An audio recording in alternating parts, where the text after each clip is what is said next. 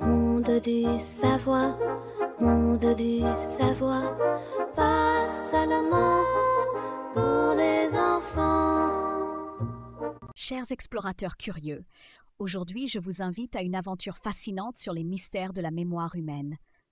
Avez-vous déjà entendu parler de l'effet Mandela?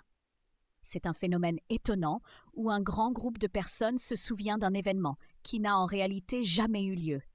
Comment cela est-il possible?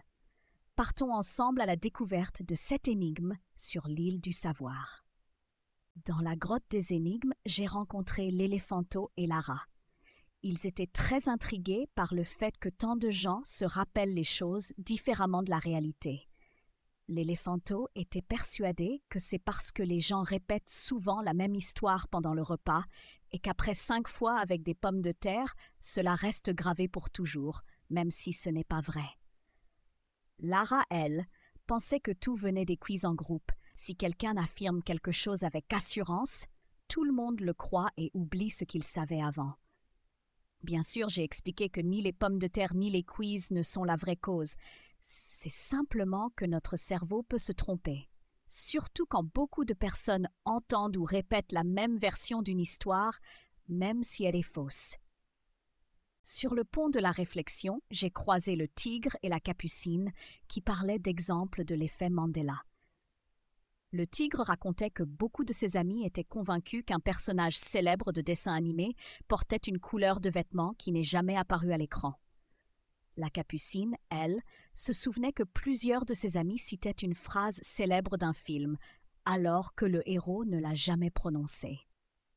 J'ai pris le temps de leur expliquer que ces faux souvenirs naissent lorsque notre cerveau essaie de combler les trous de la mémoire à partir d'autres informations ou des suggestions des autres.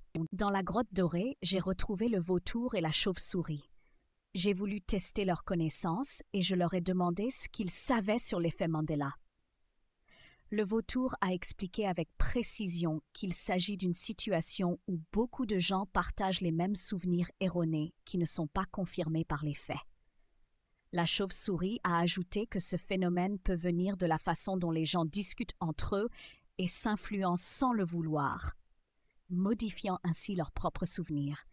Je les ai félicités pour leur grande connaissance.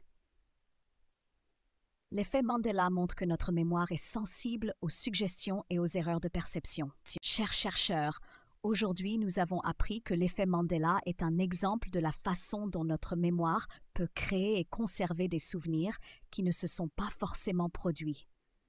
N'oubliez pas, notre cerveau est extraordinaire, mais il peut parfois nous surprendre. J'ai hâte de vous retrouver pour de nouvelles découvertes sur l'île du savoir. À très bientôt.